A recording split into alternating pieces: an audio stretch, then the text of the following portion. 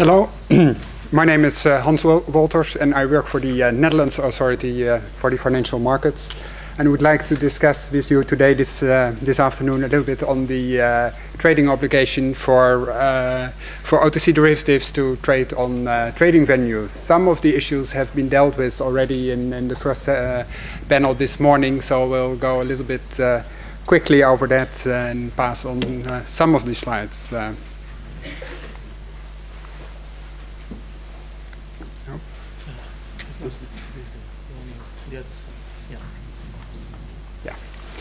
Okay, here is just a quick overview of what I would like to share with you.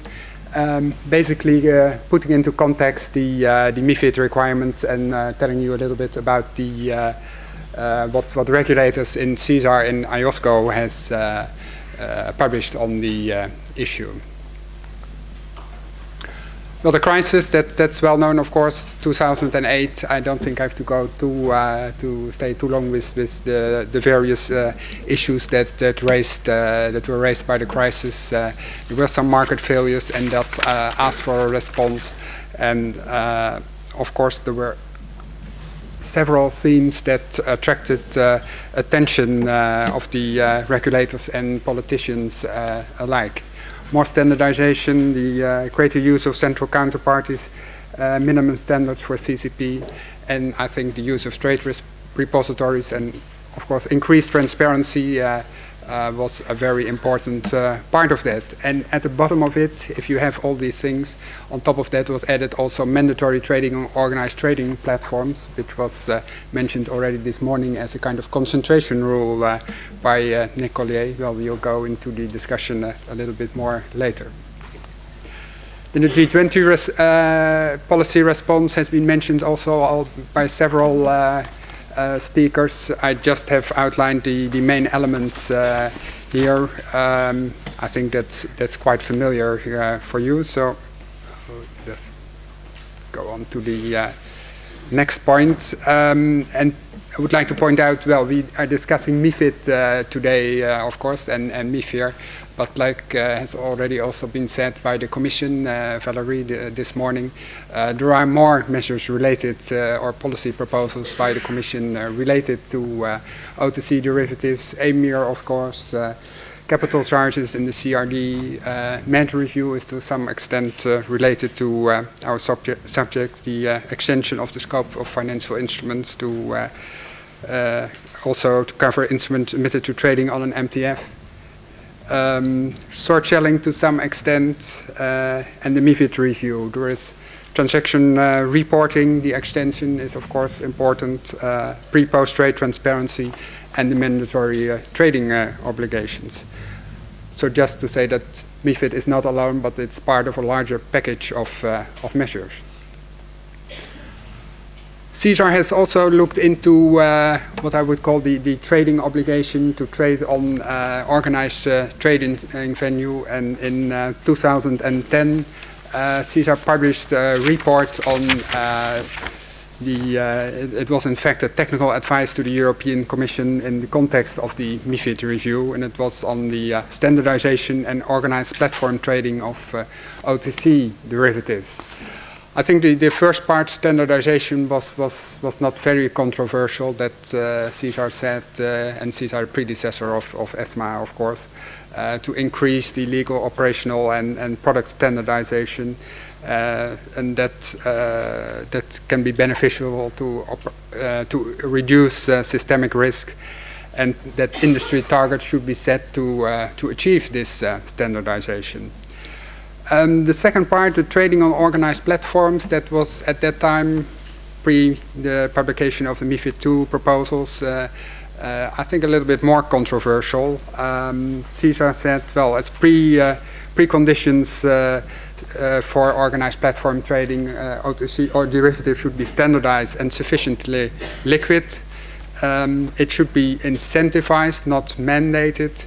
It should be set industry targets to be reached by industry, and the target should be sufficiently ambitious. And also CSAR recognized that there are legitimate needs by the industry, in some cases for OTC trading.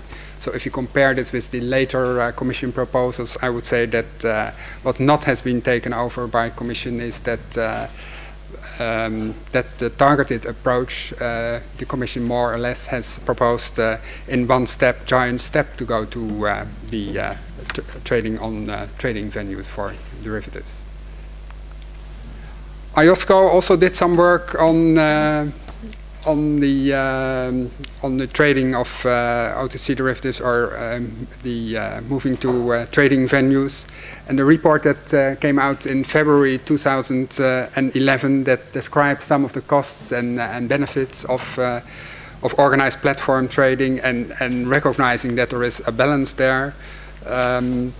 It also, I think, in this context, it's interesting to note that it recommends a flexible approach to how to define exchanges or electronic trading platforms, and that you should take into account the market structure and the various costs and benefits of this. A range of platforms could be fall under the definition of organized trading platforms. It's not that it's such a fixed definition and only one solution would be possible. And it goes on to list 7 minimum characteristics that organized platforms should have, like pre and post trade transparency, access criteria, operational efficiency, and resilience. What is also in the report is it says that there wasn't agreement on an 8th characteristic. That was whether the platform should be multiple dealer platforms, or that also single dealer platforms would be allowed to fall under the definitions in IOSCO's view.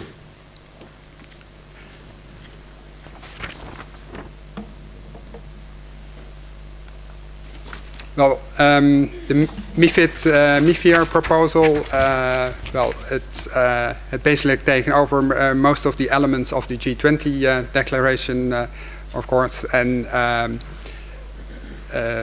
the essential part for ESMA to fill in is the sufficiently liquid criteria. There are some basic elements in the text of Article 24 of MiFIR, but to a large extent, what will be the to what extent OTC derivatives will need to be traded on one of the trading venues depends on how you define liquid. And there is little in the regulation, I would say, that gives guidance to it. Well, I listed the 3 elements that are in the MiFIR regulation, but it will still be a quite difficult job to set those criteria, and I would say a lot will depend on how these criteria will be developed. So I would like to conclude and by saying that several regulatory initiatives are quite on the way in response to the crisis. It could be argued when you have all the good things like more transparency, transaction reporting, central counterparty clearing, higher capital charges, reporting to trade repositories, what is the added value of still mandatory trading on organized trading venues?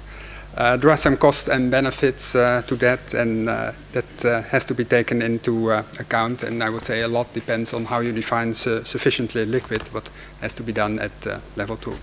Thank you.